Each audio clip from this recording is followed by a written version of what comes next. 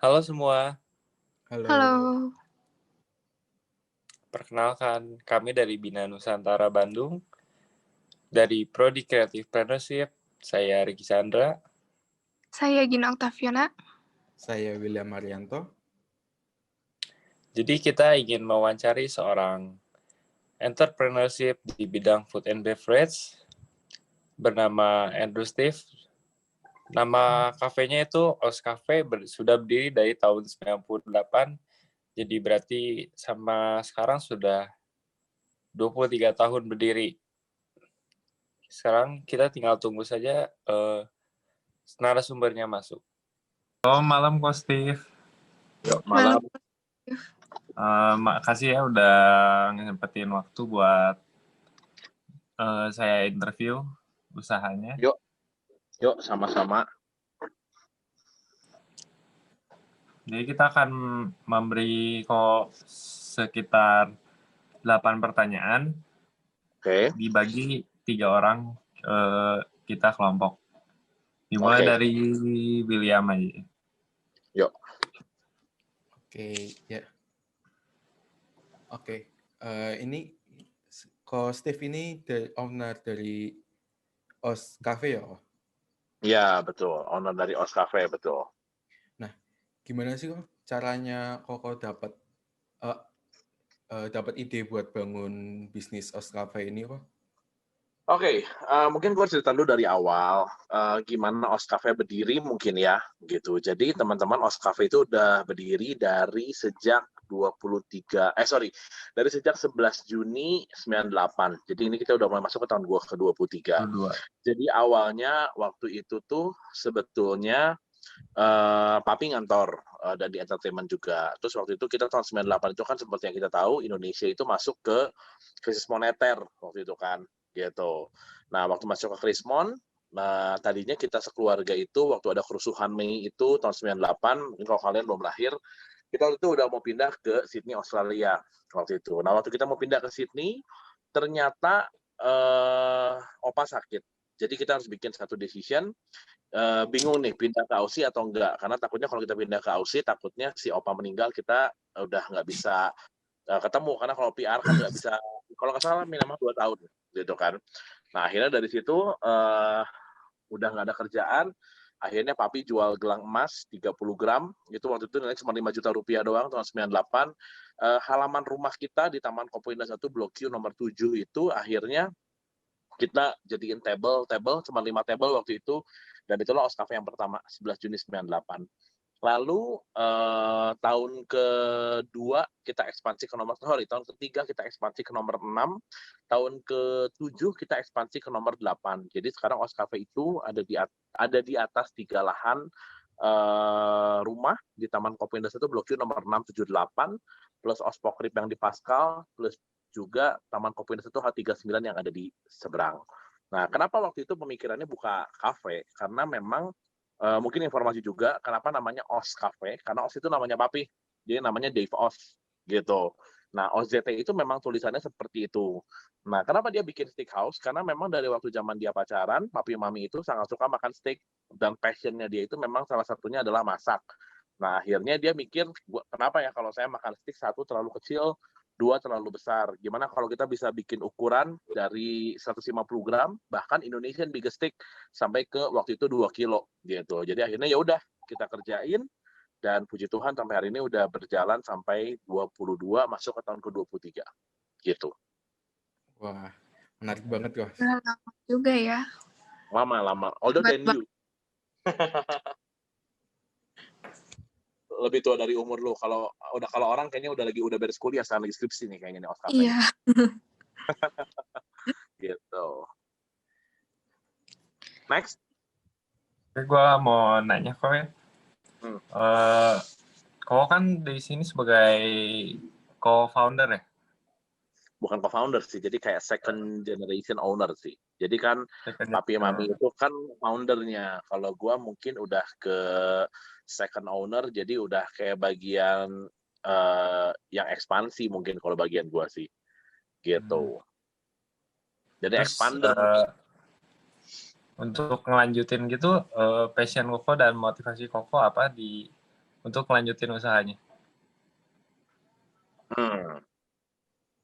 Sebenarnya gini sih, karena kebetulan mungkin kalau buat William sama Gina juga mungkin belum tahu, jadi gua juga youth consultant, school management consultant, gua sempat ngajar 10 tahun di 7 sekolah, sekarang jadi dosen tamu juga, jadi bicara di kampus-kampus, jadi mentor juga, jadi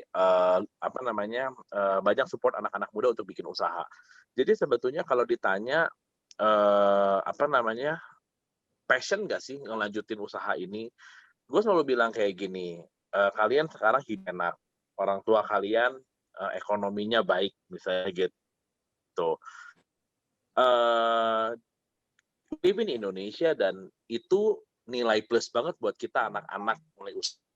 Anaknya tuh auto kurang lebih. Nah, tapi sayangnya di Indonesia tuh banyaknya anak-anak tuh nggak mau lanjutin usahanya orang tua. Nah, at the time, gue juga kata gue nggak pegang kafe, gue ngejar di sekolah-sekolah gimana dan segala macam, dan waktu gue mau buka cabang ternyata jadi anaknya Om Os itu, berarti kata papi mami kita udah bangun good name sebelumnya. Waktu kita buka, apalagi dengan kualitas yang sama baik bahkan lebih baik, itu sebetulnya lebih mudah buat kita ngebangun kita punya karir, Ki. Gitu loh. Jadi kayak dulu misalnya gue ngajar di sekolah, gue bangun usaha, gue punya catering. Ngebangunnya nggak dari nol, karena good name itu sudah dibangun sama kita punya parents, gitu kan. Nah, jadi kalau ditanya passion nggak awalnya sih nggak gitu passion. Cuman kalau ditanya lagi, gue masih mau hidup senyaman ini nggak mau, misalnya gitu kan. Kita masih mau hidup senyaman ini nggak mau, ya udah. Namanya orang tua kita udah memulai usaha, ya tugas kita adalah memperbesar kapasitasnya. Dan dari basic itu juga ya puji Tuhan, semenjak gue pegang Os Cafe juga ada prestasi-prestasi yang bisa dicapai. Jadi kayak top 5 best steakhouse di Bandung, kita penjualan masih mencapai mungkin salah satu yang tertinggi di Bandung. Kita sebulan kurang lebih 3.500 sampai 4.000 piring. Gitu. Bahkan mungkin kalau teman-teman yang tahu di Os ini, yang terutama yang di Kopo, karena yang di Kopo itu kan halal, itu ada anaknya Pak Jokowi, ada public figure, ada artis, ada menteri, ada pejabat datang ke sini. Itu kan semuanya bisa dibilang achievement buat kita. Gitu kan. Nah, jadi yang orang bilang tuh betul, generasi pertama itu sebagai founder, generasi kedua itu sebagai expander gitu. Jadi generasi kedua mengembangkan. Nah, hati-hati, tiga ngkongnya kaya, papinya kaya, anak yang ketiga tinggal nikmatin. Makanya ada yang bilang generasi ketiga itu yang bagian ngancurin atau bagian menikmatin gitu kan. Nah, jadi kalau gue sih sekarang ada di hari ini karena gue passion dan calling gue itu adalah di yang memang kebetulan bidang gua restoran dan gua ketemu sama passion dan calling gua di sini. Gitu. Kenapa ya? Jadi motivasi Koko ini buat ngembangin usaha orang tua Koko supaya lebih berkembang gitu.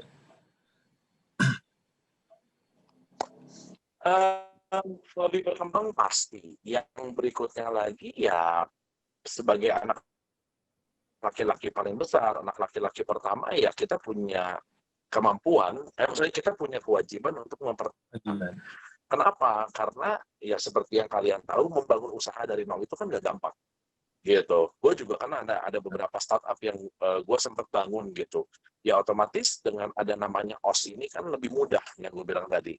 Otomatis dengan bawa nama besar OS, dengan bawa kualitasnya, ya tugas gue adalah bikin sistem di OS dan bisa memperbesar kapasitas, jadi nggak cuma segini aja. Ya baik lagi ke passion sama calling sih sebetulnya sih. Gitu. Oke. Dapat nggak jawabannya, Ki? Apa? Putus-putus kok, sorry. Sorry kok. Dapat jawabannya? Dapat nggak jawabannya, Ki? Dapat. Oke, ya jadi poinnya adalah ya gue pikir kita anak-anak yang punya tanda kutip punya zona aman, ya gue sih pengen bahwa memperbesar zona ini untuk kita sekeluarga. Jadi papi mami udah pensiun dini misalnya gitu, ada sistem, ada ya kebetulan memang passion dan calling kita juga di sini. Jadi ya kita sih dengan senang hati dikasih kepercayaan untuk memperbesar, ya kita jalanin. Gitu. Oke, kok. Lanjut ke pertanyaan berikutnya. Oke. Pertanyaan berikutnya dari aku ya, kok. Jadi gimana cara Koko menjalani atau melaksanakan analisis kelayakan di bidang bisnis yang Koko jalanin sekarang. Kayak misalkan di OS Cafe, standar kelayakannya itu kayak gimana gitu. Oke, mungkin kita bicara tentang SOP, Standard Operational Procedure. Betul ya? Gitu. Jadi, dalam setiap perusahaan itu pasti punya SOP, punya Standard Operational Procedure. Lalu di situ juga dengan based on SOP yang sudah kita susun dari awal, pasti kita akan ketemu sama yang namanya Quality Control atau QC. Nah, nomor satu, setiap owner itu harus ngerti product knowledge, harus ngerti proses manajemen operasional dari A sampai Z-nya di perusahaan kita. Gitu. Jadi kalau kayak saya di sini dari taking order, dulu pernah dari taking order, pindahin mobil tamu, sampai clear up table, sampai bakar stick, sampai masuk kitchen, sampai plating, itu semuanya udah ada. Dan SOP itu dipahami. Gitu loh. Dipahami dan diterapkan. Nah, cara menerapkan QC-nya seperti apa? Ya, di bawah saya ada manager, ada supervisor, ada head department. Nah, kita kalau misalnya memang punya mental sebagai leader, ya kita harus turun ke mereka dan kita harus kayak kayak cloning isi otak kita tuh ke mereka, gitu loh, bener nggak sih? Nah, karena kenapa? Kalau semua disusun sama pegawai, standarnya nggak ada. Nah, kita itu sebagai pemegang standar, gitu loh. Standar itu dibikin, disusun sampai jadi standarnya seperti apa. Semua butuh standar. Bikin resep, bakar stick, pelayanan ke tamu. Nah, tugas kita sebagai CEO atau sebagai leader adalah mengontrol, memastikan bahwa SOP itu berjalan dengan baik sesuai dengan standar yang sudah ada. Gitu. Kalau nggak ada, kita juga manajer seperti namanya manajer itu kan manage, orang yang memanage gitu loh, orang yang membantu kita untuk QC di setiap department, dan itu sudah berjalan. Dapat jawabannya, Gin? Dapat kok, thank you. Oke. Next question. Jenis model bisnisnya sekarang itu kayak gimana sih kok gitu? Jenis model bisnisnya sekarang kayak gimana? Sorry Gimana nih, ya? putus-putus nih. Ada yang bisa repeat? Gin, apa Gin? Bentar. Putus-putus nih, Saya Gina. cek. Sorry, Gin. Kalau di itu model bisnis Ki. Model bisnis kok. Jadi kayak bisnis. food beverage gitu apa gimana ya? Kita kan food and beverage. Kita restoran yang udah pasti berhubungan sama F&B, sama food and beverage. Oke. Gitu. Jadi masuk ke bidang bisnisnya, model bisnisnya ya jasa. Jasanya apa? Restoran. Oke. Sebetulnya kalau restoran itu dibilang jasa full, enggak. Dibilang jual produk doang juga enggak ada jasanya. Jadi maksud gua sih, kayaknya sih ya, 50-50 antara jasa dan jual produk. Gitu. Dan menurut gue sih yang kita jalani sampai hari ini ya masih 50-50 juga antara konvensional dan digital. Jadi sejauh ini digitalnya paling itu kan baru Gojek, baru Grab. Jadi sejauh ini masih pakai manpower dan bisa dibilang masih konvensional gitu.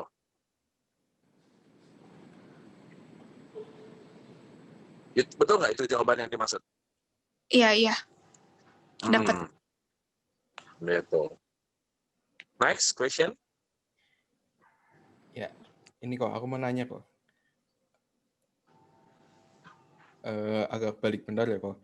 Tadi kan kok Steve kan bilang memperbesar kapasitas ya buat di bisnisnya ini. Nah, pastinya kan ada peluang-peluang sendiri ya kok. Nah, itu gimana sih kok cara manfaatin peluang-peluang yang ada itu sih kok? Soalnya kan saya, Ricky, sama Gina kan juga diajarin buat manfaatin peluang gitu. Jadi biar bisa lebih tahu cara lebih efektifnya buat manfaatin peluang yang ada itu gimana sih kok? Gini, gue pernah sharing di Instagram gue dan ditonton sama hampir 7.000 orang. Gue membahas tentang setengah isi dan setengah kosong. Gitu loh. Jadi kalian bayangin ada satu gelas, isinya tuh strawberry juice, sisanya tinggal setengah. Gitu loh. Menurut kalian itu setengah isi atau setengah kosong? Setengah isi. setengah isi. Setengah isi. Kenapa setengah isi? Karena berarti kalian fokusnya sama stroberinya dong. Betul? Iya. Nah, banyak orang fokus sama setengah kosong sampai lupa ngembangin apa yang ada. Nangkap ya poinnya ya. Oke. Jadi kayak sekarang gini, Os Cafe Kopo 23 tahun itu bukan perjalanan pendek untuk membangun sebuah perusahaan, apalagi F&B dengan kualitas yang sama. Nah, jadi jauh-jauh hari, jauh-jauh hari kita udah bikin standar bahwa ini bikin stick itu seperti ini, suppliernya ini, prosesnya seperti ini dan segala macam. Itu kuncinya. Nah, lalu sambil berjalan, sekarang kita lihat nih, misalnya waktu itu satu hari 30 porsi misalnya. Kita kan harus punya dream, karena siapa kita 5-10 tahun dari hari ini tergantung dari decision kita hari ini, dengan siapa kita bergaul dan buku apa yang kita baca. Gitu kan? Berapa penghasilan kita 5-10 tahun dari hari ini pun tergantung dengan siapa kita bergaul. Itu kuncinya. Itu kalau buat personal, yang selalu gue bilang. Nah, dalam perusahaan itu selalu punya zona, punya zone. Jadi ada yang red zone, ada yang masih berdarah-darah, ada yang yellow zone, ada yang green zone. Kita udah green zone. Nah, sekarang semuanya itu menurut gue berasal dari value dan berasal dari apa yang akan kalian tuju 5-10 tahun dari hari ini. Nah, salah satunya kalau gue berpikir gini, dengan kita buka waktu itu tahun 2012, Os Cafe berarti umurnya udah sekarang 2020 22 tahun, potong 8 tahun, berarti 15 tahun waktu itu. Ya udah 15 tahun. Gue lihat kok ini kafe rame, sampai hari ini puji Tuhan juga rame. Akhirnya gue mulai berpikir, orang bilang makanan kita enak, orang bilang stick kita enak, bahkan mungkin Ricky juga salah satu langganan yang sering makan di OS misalnya gitu. Ininya enak, itunya enak. Nah, masalahnya gini, kalau satu bulan kita sekarang 4.000 piring, itu banyak banget, Will. Satu bulan tuh kita 1,5 ton sapi, gitu kan. Tapi lu lihat, warga Bandung itu isinya berapa? Iya nggak sih? Gitu. Sekarang total penduduk Bandung, kita cek ya, di googling, gue lupa soalnya. Tapi gue akan kasih lihat gini, wait, total penduduk Bandung. 200 juta kok. 2,4 juta tahun 2010. Kalau misalnya tahun 2020, penduduk Bandung itu kurang lebih di 3,7 juta. Oke, totalnya kurang lebih Kabupaten Bandung ini 3,7 juta. Berarti Bandung berapa ya? Wait, kita sambil buka data ya, biar kalian bisa lihat. Penduduk Bandung itu, bantu Ki? Tadi 2,4 juta 2010. Sekarang 2020 nih, udah berapa? Anggaplah, let's say, kita ngomong 2010, anggap 2.500.000 orang. Misalnya ya, 4.000 itu nggak sampai 1%-nya, bro. Iya nggak sih? Nah, makanya di Kopo itu kita halal. Misalnya gini, dalam 1 tahun kita jual 50.000 piring steak. Itu baru berapa persen dari 2,5 juta orang. Benar nggak? Ya kan? Nah, berarti kita harus cari cara. Nah, kita pakai sosmed untuk ekspansinya.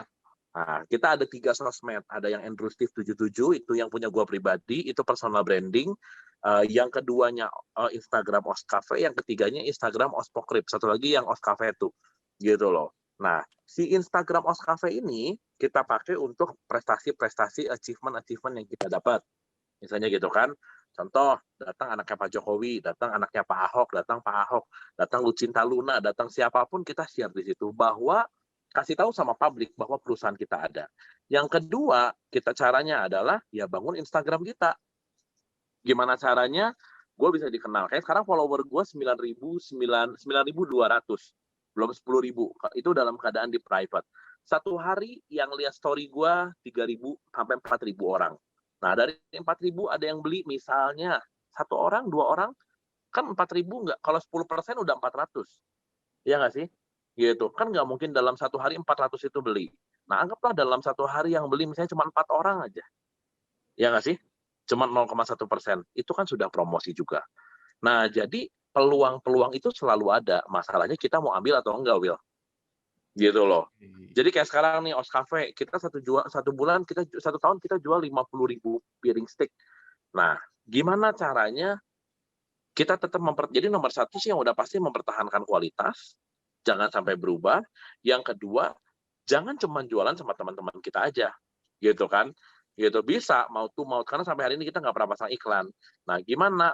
Ya udah mau nggak mau pakai sosmed, sharing di Facebook. Lalu misalnya ada orang makan ke OS, Ricky kalau makan di OS pasti nge-tag stick-nya. Waktu Ricky nge-tag stick-nya sama gue di repost. Yang lihat dari Ricky misalnya anggap 300 orang, yang lihat dari William 300 orang, itu terus berjalan dan menurut gue itu peluang. Oke. Betul ya? Iya. Jadi kita juga harus barengan nih sama kan orang bilang sekarang industri 4.0. 3.0 mau masuk ke 4.0. Ya, di mana people mulai digantikan sama sistem.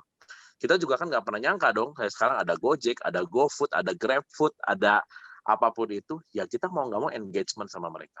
Nah, yang ketiga, yang terakhir, kita harus engagement, harus connect, harus engage sama kita punya customer. Di maintenance-nya dari mana? Dari Instagram lagi. Ya nggak sih? Nah, itu peluang. Nah, tapi sebelum kita keluar, make sure bahwa intern kita sudah kuat. SOP-nya sudah berjalan dengan baik. Kualitas makanannya tidak bermasalah. Sistemnya sudah kuat. Jadi tugas gua sekarang adalah membangun hubungan keluar. Ya kan? Iya. Gitu. Mungkin kalau teman-teman mau lihat cerita tentang OS Cafe juga boleh cek di Google. Ada Andrew Steve sama Mary Riana, karena saya sempat diundang di talk show-nya Mary Riana. Boleh dicek juga. Dari situ yang nonton, mungkin 10 ribuan orang. Itu mulai kapasitas baru lagi. Saya sering diundang di kampus jadi pembicara, satu kali ngobrol itu kan kurang lebih 300 orang, 400 orang. Gitu. Pasti orang akan tahu juga background-nya saya yang punya OS Cafe. Kurang lebih gitu kan? Gitu. Nah, jadi setiap ada kesempatan, fokus sama setengah isi. Mungkin saya nggak punya uang untuk pasang iklan di TV, tapi gue punya mulut, gue punya makanan enak, gue punya art of communication, gue punya hati besar buat anak-anak muda, itu yang gue lakukan. Fokus sama setengah isi. Jangan fokus sama setengah kosong. Nangkep ya? Nangkep kok. Yes. Jadi peluang itu sebetulnya ada setiap hari. Gitu loh. Selama lu masih ketemu sama orang.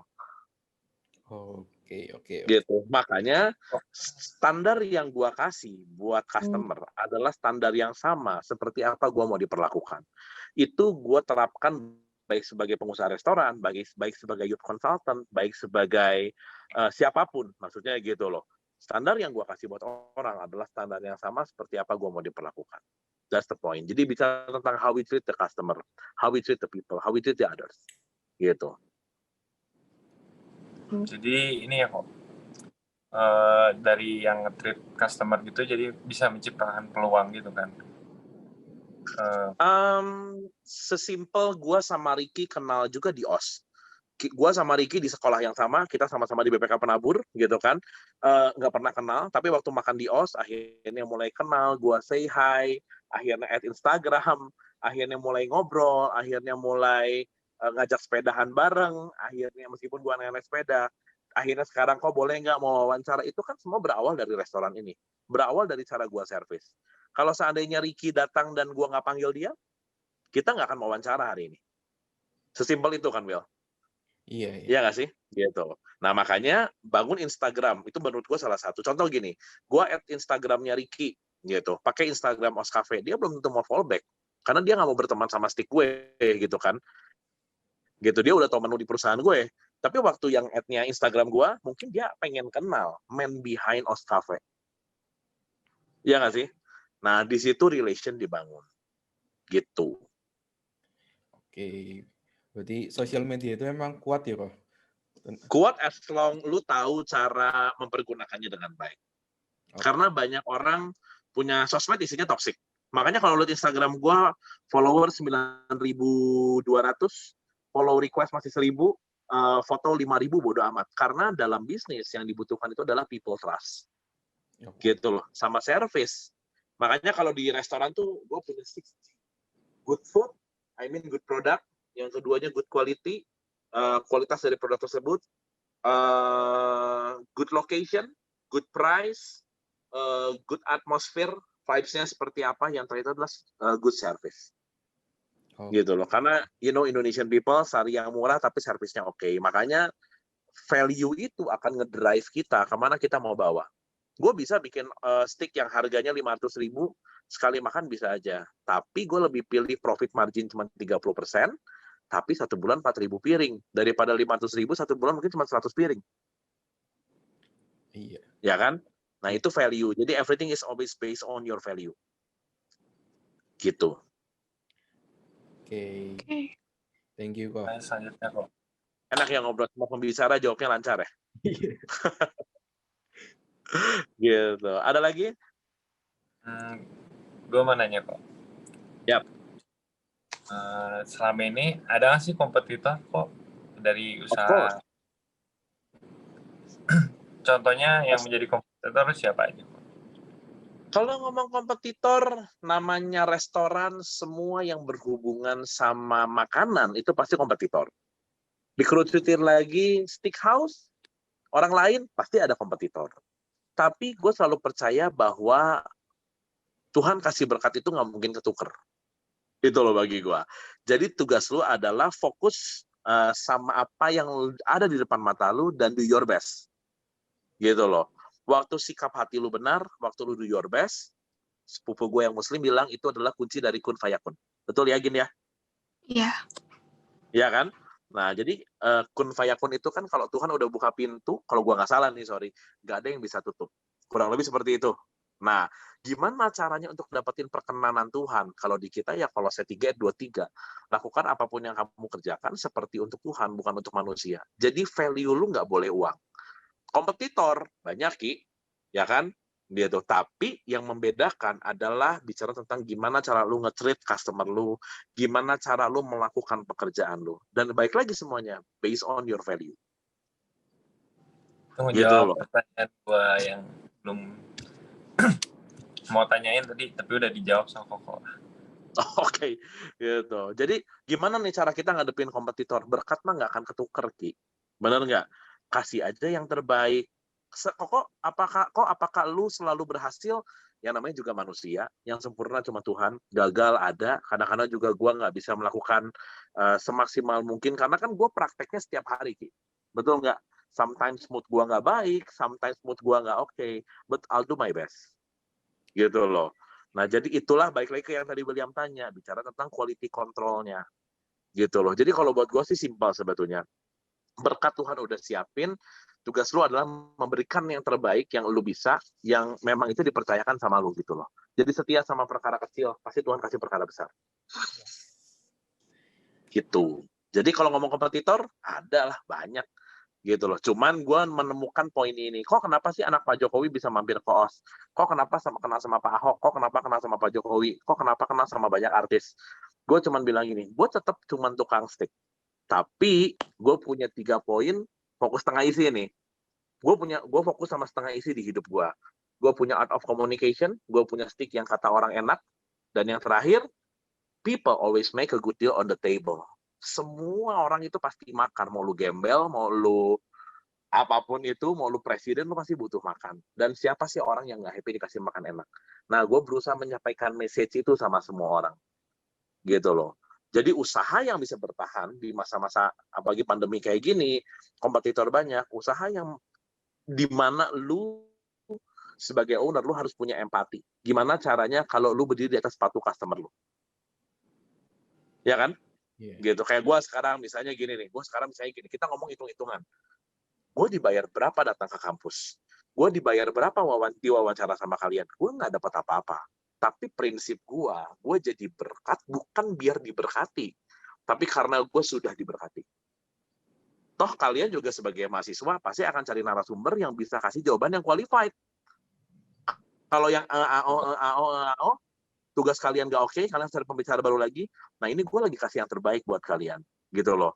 Nah, kenapa? Karena gue udah bilang, satu hari ketika gue nggak ada, ketika gue meninggal, gue pengen tinggalin legacy buat anak-anak muda. Apa yang bisa gue tinggalin?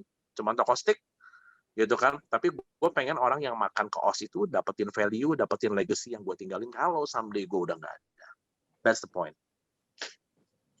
Panjang ya jawabannya. Tapi semoga bisa menjawab. Iya. Ini sebenarnya waktunya udah tinggal 10 menit lagi kok, cuman masih ada beberapa pertanyaan nih. Yes. Masih ada pertanyaan ya? Ya. Ada berapa?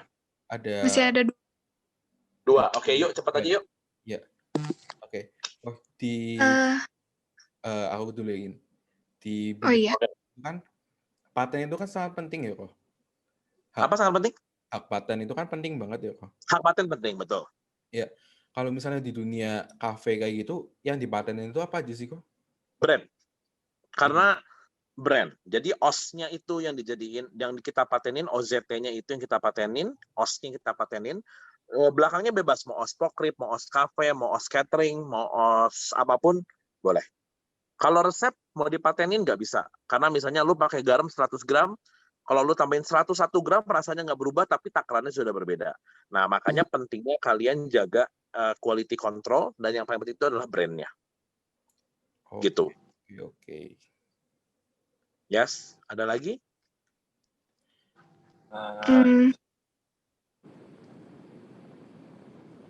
Udah sih soal paten kejawab ya, berarti penting ya. Penting, karena apalagi kalau perusahaan lu udah ada, harus punya badan hukum. Kalau enggak nanti repot. Gitu. Oke. Apa lagi? Last question mungkin? Kayak logo gitu masuk ke paten ya? Logo masuk paten. Makanya proses paten itu 2 tahun, Will. Itu take time. Biar dicari dulu, jangan sampai ada yang sama. Gitu loh. Misalnya gini, OS Cafe, OZT. Kalau misalnya di restoran, OS Cafe gue yakin nggak ada lagi. Tapi OS Radio ada, karena bidangnya berbeda. Itu pun coba OZ, bukan OZT. Logonya berbeda dan di bidang yang berbeda. Gitu. Oke.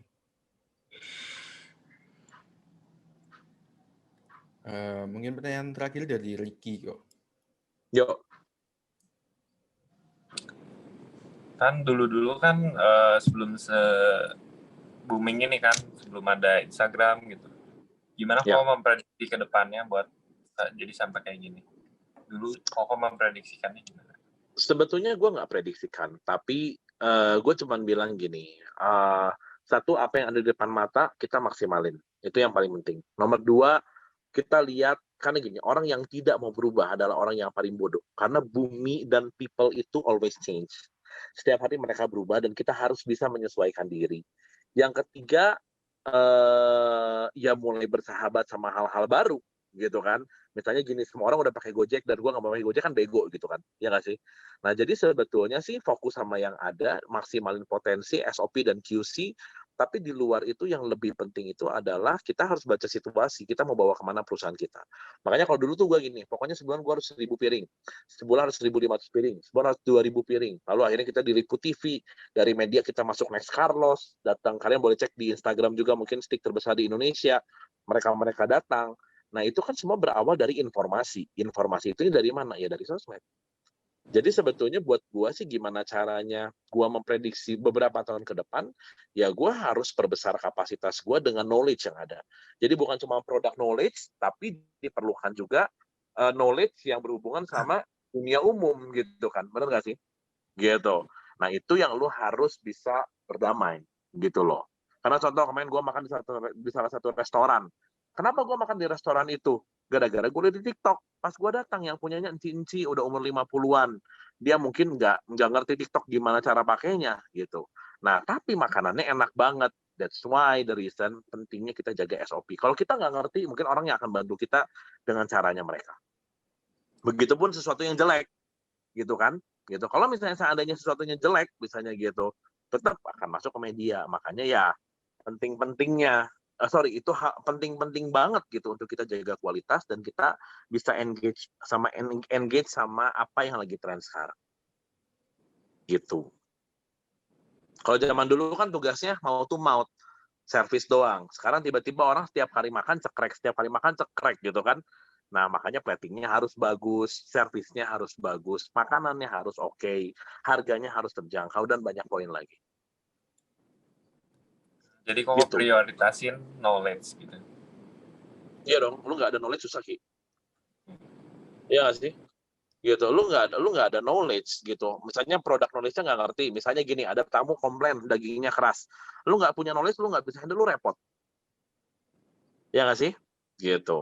Nah, disitulah dibutuhkan manajemen. Sesuatu yang kita nggak bisa pegang, itu dipegang sama manajemen, dipegang sama manajer. Gitu. Pegang sama tim, maksud gue bukan manajer. Gitu. Oke. Dapat kok. Dapat ya. Jadi intinya ya fokus sama apa yang ada di depan dan do your best. Oke. Ya, thank you banget nih kok. Udah banyak sharing-sharing, jawab pertanyaan, udah Yap. jawab semua. Ya, ilmunya Oke. benar-benar bermanfaat banget gitu loh. Pleasure. Semoga kepake ya. Nanti kalau mau sharing-sharing, boleh nanti kita ngobrol-ngobrol lagi aja di luar tugas. Oke, siap. Gitu. Ya. Oke, thank you. Bye-bye. Bye. Bye. Bye. Oke, terima kasih buat narasumber. Ilmunya sangat bermanfaat sekali bagi kita dan semoga bermanfaat juga bagi kalian semua. Terima kasih. Terima kasih.